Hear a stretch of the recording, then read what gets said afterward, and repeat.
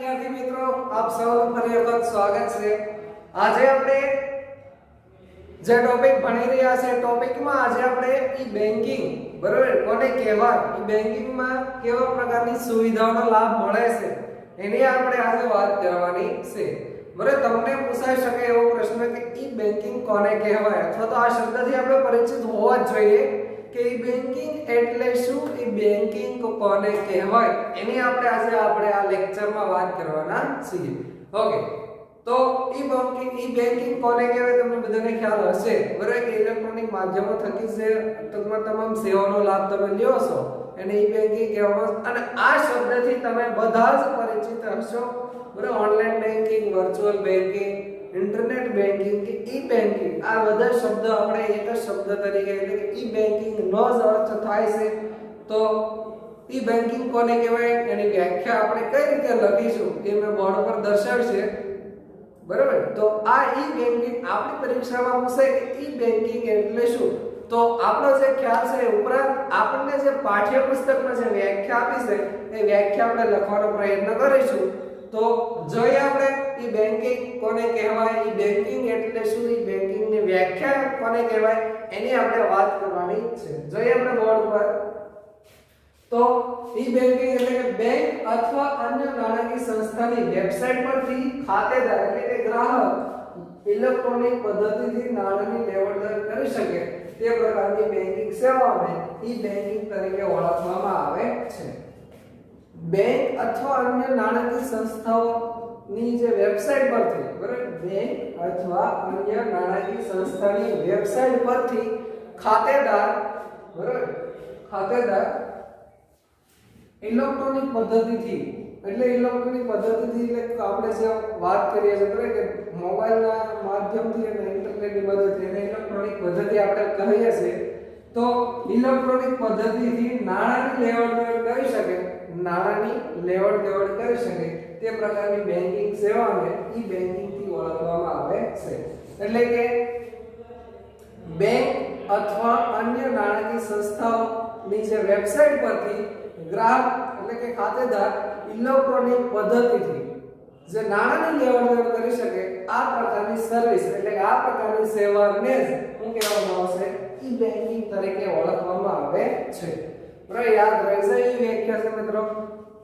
Bank અથવા અન્ય નાણાકીય સંસ્થાઓની જે વેબસાઈટ છે વેબસાઈટ પરથી ગ્રાહક એટલે કે ખાતેદાર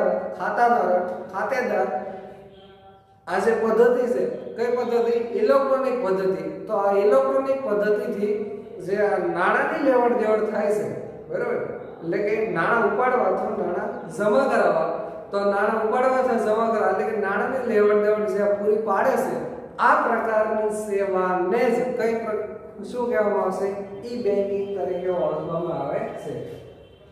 એટલે બેંક અથવા અન્ય નાણાકીય સંસ્થાની વેબસાઈટ પરથી ખાતાધારક ઇલેક્ટ્રોનિક પદ્ધતિથી નાણાંની લેવડ-દેવડ કરી શકે તે પ્રકારની બેન્કિંગ સેવાને જ ઈ બેન્કિંગથી ઓળખવામાં આવે છે। યાદ રહી જાય વ્યાખ્યા છે, યાદ રાખવાનો પ્રયત્ન કરીશું। એકદમ સરળ વ્યાખ્યા છે બરાબર, નો યાદ રહેતી તો એકવાર પહેલા લખી લો અને ત્યારબાદ બાકી કરવાનો પ્રયત્ન કરો। કોને કહેશું ઈ બેન્કિંગ, તો ઈ બેન્કિંગ એટલે કે બેંક અથવા અન્ય નાણાકીય સંસ્થાની વેબસાઈટ પરથી ગ્રાહક અથવા ખાતેદાર ઇલેક્ટ્રોનિક પદ્ધતિથી નાણાંની લેવડ-દેવડ કરે આ પ્રકારની બેન્કિંગની સેવાને ઈ બેન્કિંગ તરીકે ઓળખવામાં આવે છે। બરાબર, એકવાર લખીને પ્રયત્ન કરજો, યાદ રાખવાનો એટલે રહી જશે। ઓકે, જેમ આપણે કાલે જોયું કે ઈ કોમર્સને બીજા કયા નામથી ઓળખવામાં આવે છે, તો ઈ કોમર્સને ઓનલાઈન શોપિંગ તરીકે પણ ઓળખવામાં આવે છે। આની વાત કરી હતી, તો આજે આપણે ઈ બેન્કિંગ ટોપિક ભણી રહ્યા છે। તો ઈ બેન્કિંગ નો અર્થ શું થાય છે અથવા તો ઈ બેન્કિંગને બીજા કયા નામથી ઓળખવામાં આવે છે એની વાત કરવાની છે। તો ઈ બેન્કિંગને બરાબર ઇલેક્ટ્રોનિક બેન્કિંગ તરીકે ઓળખવામાં આવે છે। આ તો આપણે ઇલેક્ટ્રોનિક એવો શબ્દ જો પણ ઈ બેન્કિંગ ને ઇન્ટરનેટ બેન્કિંગ તરીકે ઓળખવામાં આવે છે. યાદ રાખજો મિત્રો, ત્રણ નામ આપણે યાદ રાખવાના છે. કેટલા? ત્રણ. પહેલું, ઈ બેન્કિંગ ને ઇન્ટરનેટ બેન્કિંગ તરીકે ઓળખવામાં આવે છે. બરાબર, આપણે બોર્ડ પર ત્રણે ત્રણ નામ લખેલા છે. ઈ બેન્કિંગ ને ઇન્ટરનેટ બેન્કિંગ તરીકે ઓળખવામાં આવે છે. બીજું, ઓનલાઈન બેન્કિંગ તરીકે ઓળખવામાં આવે છે. પેલું કયું? Internet banking. બીજું ઓનલાઈન બેન્કિંગ. અને ત્રીજું વર્ચ્યુઅલ બેન્કિંગ. આ શબ્દની કદાચ ઓછા પરિચિત છો, તેમ છતાં ઈ બેન્કિંગ ને વર્ચ્યુઅલ બેન્કિંગ તરીકે પણ ઓળખવામાં આવે છે. ખ્યાલ આવશે? બરાબર. ફરી વખત, આ ઈ બેન્કિંગ ને બીજા કયા નામથી ઓળખવામાં આવે છે? તો આપણે ત્રણ શબ્દ લખીશું. કેટલા લખીશું? ત્રણ. પહેલું ઇન્ટરનેટ બેન્કિંગ, બીજું ઓનલાઈન બેન્કિંગ અને ત્રીજું વર્ચ્યુઅલ બેન્કિંગ. બરાબર, આ ત્રણ નામથી આપણે ઈ બેન્કિંગ ને ઓળખીએ છીએ. યાદ રાખવાના છે. ઓકે, આ ઈ બેન્કિંગ ની સેવાનો તમારે લાભ લેવો હોય તો તમારે પહેલા ઓલરેડી બેંકમાં જઈ અથવા તો અન્ય વેબસાઈટ ઉપરથી તમારે તમારું રજિસ્ટ્રેશન કરવું પડે. જો રજિસ્ટ્રેશન ના કરેલું હોય તો આવી પ્રકારની સેવાનો લાભ તમે લઈ શકતા નથી. બરાબર, તો તમારે આવી કોઈ પણ પ્રકારની આજે ઈ બેન્કિંગ ની ઘણી બધી સેવાઓ પૂરી પાડવામાં આવે છે. તમામ પ્રકારની સેવાનો લાભ લેવો હોય તો તમારે ઈ બેન્કિંગ માં એટલે કે ઇલેક્ટ્રોનિક માધ્યમમાં તમારે તમારું રજિસ્ટ્રેશન એટલે કે નોંધણી કરાવવી પડે. ઓકે, નોંધણી કરાવવા ત્યારે બેંક દ્વારા તમારી કોઈ પણ જે તમે માહિતી પૂરી પાડો છો એ માહિતીની ચકાસણી કરવામાં આવશે. અને આ પ્રકારની માહિતી જો યોગ્ય હોય તો તમને બેંક દ્વારા અથવા તો બેંકના કર્મચારી દ્વારા તમને એક પ્રકારનો પિન જનરેટ કરવાનો કહેશે. તમને એક પિન આપવામાં આવશે અને આ પિન અને તમારી આઈડી ની મદદથી તમે આ તમામ પ્રકારની સેવાનો લાભ લઈ શકતા હો છો. બરાબર, તો ઈ બેન્કિંગ ની સેવા લેવા માટે તમારે પહેલા તમારું રજિસ્ટ્રેશન એટલે કે નોંધણી કરાવવી પડશે. અને નોંધણી કરાવ્યા બાદ બેંક તમારી તમામ ડિટેલ્સ ની તમે જે માહિતી પૂરી પાડશે એની ચકાસણી કરશે. બરાબર, આ તપાસ કર્યા બાદ, આ ચકાસણી કર્યા બાદ યોગ્ય કર્મચારીને લાગે, બેંકને યોગ્ય લાગે તો તમને એક પિન આપશે. બરાબર, પાસવર્ડ આપશે અને આ પાસવર્ડ અને તમારી આઈડી ની મદદથી તમે તમામ પ્રકારની સેવાઓનો લાભ એટલે કે ઇલેક્ટ્રોનિક માધ્યમોથી જે સર્વિસ પૂરી પાડવામાં આવે છે આ તમામ પ્રકારની સેવાઓનો લાભ તમે લઈ શકતા હો છો. ઓકે, આ વાત થઈ ઈ બેન્કિંગ, ઇલેક્ટ્રોનિક બેન્કિંગ એની વાત થઈ. પણ તમે આમનો છે મોબાઈલ બેન્કિંગ, બરાબર, અથવા તો એમ બેન્કિંગ. તો આ જે આપણે વ્યવહારો કરીએ છીએ આ તમામ એટલે કે ઈ બેન્કિંગ ની જે આપણે સેવાનો લાભ લઈ રહ્યા છે આ તમામ સેવાનો લાભ આપણે જો મોબાઈલ દ્વારા લેતા હોય, બરાબર, આ મોબાઈલ દ્વારા લેતો આ તમામ પ્રકાર એટલે કે ઈ બેન્કિંગ ની જે તમામ સેવાનો લાભ જો આપણે મોબાઈલ દ્વારા લેતા હોઈએ તો એને મોબાઈલ બેન્કિંગ તરીકે ઓળખવામાં આવે છે અથવા તો એમ બેન્કિંગ તરીકે પણ ઓળખવામાં આવે છે. એટલે મોબાઈલ બેન્કિંગ કોને કહેવાય, ઈ બેન્કિંગ કોને કહેવાય એનો આપણે ખ્યાલ મેળવવો પડશે નહીં. કારણ કે આ જે તમામ પ્રકારની જે સેવા છે આપણે જે સેવાનો લાભ જો મોબાઈલ થકી લેતા હોઈએ તો આ નેસ મિત્રો મોબાઈલ બેન્કિંગ કે એમ બેન્કિંગ તરીકે ઓળખવામાં આવે છે. તો આના આપણે જે ઈ બેન્કિંગ છે એના પેટા પ્રકારો છે એને આપણે હવે નવી સ્લાઇડમાં. ઓકે, હવે આપણે વાત કરવાની છે જે ઈ બેન્કિંગ છે એનો જે પ્રકાર અને ઈ બેન્કિંગ માં આપણે બે પ્રકારોની વાત કરવાની છે એટલે કે બે ટોપિકની ઈ બેન્કિંગ ના બે પેટા પ્રકાર પડે છે એની વાત કરવાની છે. એમાં સૌપ્રથમ આજના લેક્ચરમાં આપણે એનો જે પ્રકાર પડે છે એક જોવાનો છે અને કાલે જે નવો વિડિયો અપલોડ કરવામાં આવશે, બરાબર, એમાં બીજો જે પ્રકાર પાડવામાં આવ્યો છે એની વાત કરવાની છે. ઓકે, આજે આપણે વાત કરવાની છે ઈ બેન્કિંગ નો પેટા પ્રકાર એટલે ECS. તો તમને અહીંથી જ પ્રશ્ન પૂછાઈ શકે ECS નું પૂરું નામ જણાવો. યાદ રાખજો, બહુ ઉપયોગી બનવાનો છે. ઘણી બધી એક્ઝામમાં પૂછાઈ ગયેલો પ્રશ્ન છે કે ECS નું પૂરું નામ જણાવો. બરાબર, તો ECS કોને કહેવાય, ECS નું પૂરું નામ શું છે, ECS ની આખી વ્યાખ્યા શું થાય છે, બરાબર. અને ECS અને પછીનો બીજો પ્રકાર પેટા પ્રકાર જે આપણે કાલે ભણવાનો છે, બરાબર, RTGS. તો આ બંને વચ્ચે કયા પ્રકારનો તફાવત રહેલો છે, બરાબર. એની વાત કરવાની છે. ઓકે, પહેલા તો આપણે ECS નો પ્રોપર મીનિંગ જો આપણે ખ્યાલ હોય તો જ આપણે બંને વચ્ચે જે RTGS અને ECS બંને વચ્ચે કયો ભેદ રહેલો છે આ ભેદની તપાસ તો જ કરી શકીએ. એટલા માટે આપણે ધ્યાનથી આપણે ECS નો અભ્યાસ કરીશું, કયો કયો પ્રકારનો તફાવત છે એની વાત કરવા માટે આપણે પહેલા તો એમાં વપરાયેલા જે વ્યાખ્યામાં વપરાયેલા શબ્દ છે આપણા માટે ખૂબ જ ઉપયોગી બનવાના છે. તો સૌપ્રથમ પહેલા તો ECS કોને કહેવાય, ECS નું પૂરું નામ જણાવો. તો ECS નું પૂરું નામ થશે electronic clearing services. Electronic clearing services લખી નાખશો અહીંયા,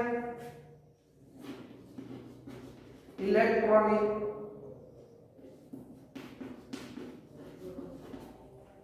clearing services.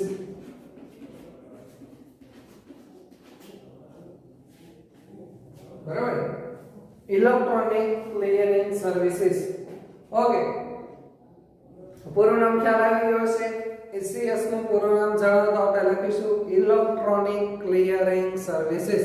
Okay, electronic clearing services કોને કહેવાય, એની વ્યાખ્યા શું થાય છે તમને પૂછાય છે કે ECS એટલે શું. તો આપણે એની ECS નું પૂરું નામ લખ્યા ઉપરાંત આપણે એની વ્યાખ્યા લખવી પડશે. જોઈએ આપણે એની વ્યાખ્યા, ECS ની વ્યાખ્યા એટલે કે ઇલેક્ટ્રોનિક ક્લિયરિંગ સર્વિસ ની વ્યાખ્યા શું થાય છે. વ્યાખ્યામાં જ તમામ ટોપિક ની ચર્ચા કરી દીધેલી છે. જોઈએ આપણે વ્યાખ્યા. તો એક બેંકમાંથી બીજી બેંકમાં, એક બેંકમાંથી બીજી બેંકમાં કે અન્ય સંસ્થામાં ઇલેક્ટ્રોનિક પદ્ધતિથી, કઈ પદ્ધતિથી, ઇલેક્ટ્રોનિક પદ્ધતિથી ખાતેદારક નાણાંની ચૂકવણી કરવાની સેવા પ્રાપ્ત કરે. ઇલેક્ટ્રોનિક પદ્ધતિથી ખાતેદારક નાણાંની ચૂકવણી કરવાની સેવા પ્રાપ્ત કરે. આ સેવા પ્રાપ્ત કરે તેને જ ઇલેક્ટ્રોનિક ક્લિયરિંગ સર્વિસીસ તરીકે ઓળખવામાં આવે છે. એને જ ઇલેક્ટ્રોનિક ક્લિયરિંગ સર્વિસીસ કહેવામાં આવે છે. એટલે કે એક બેંકમાંથી બીજી બેંકમાં, એક બેંકમાંથી બીજી બેંકમાં કે અન્ય સંસ્થામાં, જો આપ્યું છે એક બેંકમાંથી બીજી બેંકમાં કે અન્ય સંસ્થામાં ઇલેક્ટ્રોનિક પદ્ધતિથી, કઈ પદ્ધતિથી, ઇલેક્ટ્રોનિક પદ્ધતિથી ખાતેદાર નાણાંની ચૂકવણી કરવાની સેવા પ્રાપ્ત કરે. કઈ સેવા, નાણાંની ચૂકવણી કરવાની સેવા પ્રાપ્ત કરે તેને જ ઇલેક્ટ્રોનિક ક્લિયરિંગ સર્વિસીસ તરીકે ઓળખવામાં આવે છે. ફરીવાર, એક બેંકમાંથી બીજી બેંકમાં કે સંસ્થામાં, બરાબર, એક બેંકમાંથી બીજી બેંકમાં કે અન્ય સંસ્થામાં ઇલેક્ટ્રોનિક પદ્ધતિથી નાણાંની ચૂકવણી કરવાની સેવા પ્રાપ્ત કરે. ખાતેદારક નાણાંની ચૂકવણીની સેવા પ્રાપ્ત કરે તેને જ ઇલેક્ટ્રોનિક ક્લિયરિંગ સર્વિસીસ એટલે કે ECS તરીકે ઓળખવામાં આવે છે. ફરીવાર, બરાબર, એકદમ યાદ રહેશે વ્યાખ્યા છે કે એક બેંકમાંથી બીજી બેંકમાં કે સંસ્થામાં ઇલેક્ટ્રોનિક પદ્ધતિથી ખાતેદારક નાણાંની ચૂકવણી કરવાની સેવા પ્રાપ્ત કરે તો તેને ECS તરીકે ઓળખવામાં આવે છે. બરાબર, તો એને ECS તરીકે ઓળખશે એટલે કે ઇલેક્ટ્રોનિક ક્લિયરિંગ સર્વિસીસ. આ પૂરું નામ પણ પૂછાઈ શકે. ઓકે, આ ECS માં ખાતેદારક, બરાબર, વ્યાખ્યાની આપણે વાત કરીએ પછી ઉપરાંત તો આ જે ECS છે, ECS ની પદ્ધતિ અથવા તો આનો ઉપયોગથી નાણાંની ચૂકવણી પણ થઈ શકે અને નાણાંની લેવડ દેવડ, બરાબર, એટલે કે તમે નાણાં કોઈ પણ પાસેથી મગાવી પણ શકતા હો છો. એટલે ECS ની મદદથી નાણાંની ચૂકવણી પણ થઈ શકે અને નાણાં તમે મેળવી પણ શકતા હો છો. આ બંને પ્રકારની સેવાનો લાભ તમે લઈ શકશો. ઓકે, હવે વાત કરીએ તો આ ECS છે એટલે કે ઇલેક્ટ્રોનિક ક્લિયરિંગ સર્વિસીસ, આનો લાભ અથવા તો આનો ઉપયોગ કોણ કરતા હોય છે? તો આ ECS નો ઉપયોગ મોટી સંસ્થાઓ હોય છે, બરાબર, એટલે કે મોટી કંપની હોય છે, મોટી સંસ્થાઓ હોય છે. આ સંસ્થાઓ પોતાના જે કર્મચારી હોય છે, આ પોતાના કર્મચારીને પોતાનો પગાર છે, એનું કમિશન છે, એનું વ્યાજ કોઈ પણ ચૂકવણી કરવાની તો વ્યાજ છે, બરાબર, તો અથવા એનો જે માસિક કોઈ પણ પગાર છે, કમિશન છે, વ્યાજ કે હપ્તા કે કોઈ પણ હોય, બરાબર, તો તમામ પ્રકારની ચૂકવણી કરવા માટે અથવા તો આવા કોઈ પણ પ્રકારના નાણાકીય વ્યવહારો, કેવા વ્યવહારો કે જે નિયમિત રીતે થતા હોય, નિયમિત મુદતમાં થતા હોય, પગાર હોય તો એ માસિક પગાર ચૂકવવાનો દર મહિને ચૂકવવામાં આવતો હોય છે, એવી રીતે વ્યાજ ચૂકવવાનું હોય છે, કમિશન ચૂકવવાનું હોય છે, તો આવા કોઈ પણ પ્રકારના નિયમિત રીતે જે થતા નાણાકીય વ્યવહારો હોય તો આવા વ્યવહારો કરવા માટે ECS નો ઉપયોગ કરવામાં આવે છે, બરાબર।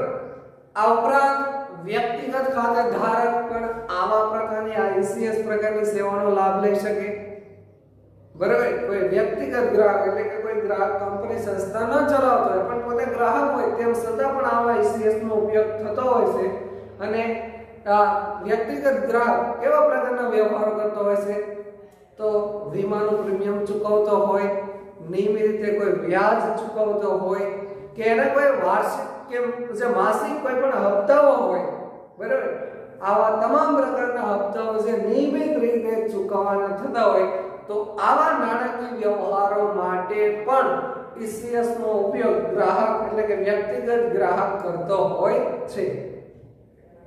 એટલે કે મોટી મોટી સંસ્થા હોય તો એ પગાર ચૂકવણી છે, બરાબર, વ્યાજ ચૂકવણી છે, કમિશન ચૂકવણી છે, આવી તમામ પ્રકારની સેવાઓ અથવા તો આવી તમામ પ્રકારના જે નિયમિત રીતે જે ચૂકવણી થતી હોય છે અથવા તો નિયમિત રીતે જે નાણાકીય વ્યવહારો થતા હોય છે ત્યાં ECS નો ઉપયોગ કરવામાં આવતો હોય છે।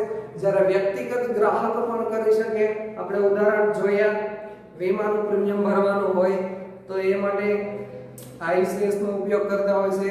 આ ઉપરાંત કોઈ પણ વ્યાજની ચૂકવણી નિયમિત રીતે કરવી પડતી હોય, આ ઉપરાંત કોઈ પણ એને શેર, ડિબેન્ચર કે એવી કોઈ પણ વસ્તુની ખરીદી કરી હોય અથવા તો કોઈ પણ વસ્તુ ભાડે લાવેલા હોય તો એ ભાડા માટે જે નિયમિત રીતે એને જે હપ્તાઓ ભરવા પડતા હોય, આ હપ્તાના ભરવા પડતા આવા તમામ પ્રકારના જે નાણાકીય વ્યવહારો જે કરવામાં આવતા હોય છે તેમાં ગ્રાહક ECS નો ઉપયોગ કરી શકતો હોય છે। તો ECS ની ફરી વખત એક વ્યાખ્યા જોઈ લઈએ તો ECS એટલે કે એક બેંકમાંથી બીજી બેંક કે અન્ય નાણાકીય સંસ્થામાં ઇલેક્ટ્રોનિક પદ્ધતિથી જે ખાતેદારક આવી નાણાંની ચૂકવણીનો સેવાઓનો લાભ પ્રાપ્ત કરતો હોય તો એને જ ઇલેક્ટ્રોનિક ક્લિયરિંગ સર્વિસ તરીકે ઓળખવામાં આવે છે। તો અહીં આપણે આમ તો ઈ બેન્કિંગનો પહેલો પ્રકાર અહીં પૂરો કરીએ છીએ, બીજો પ્રકાર RTGS એની વાત કરવાની છે, પણ આપણે સમયની અવધિને ધ્યાનમાં રાખી અને આજે આપણે ટોપિક લઈ શકશું નહીં, એટલે કે કાલે આપણે જે નવો લેક્ચર મૂકવાના છે એમાં આપણે RTGS કોને કહેવાય, RTGS નું પૂરું નામ શું થવાનું છે, બરાબર, RTGS નો પ્રોપર અર્થ અથવા પ્રોપર મીનિંગ શું થવાનું છે, અને આ ECS છે અને RTGS છે બંને પ્રકારની બેન્કિંગ સેવાઓ જ છે, પણ બંને વચ્ચે કયા પ્રકારનો તફાવત જોવા મળે છે, આ બંને વચ્ચેનો ભેદ એ આપણે કાલના લેક્ચરમાં મૂકીશું।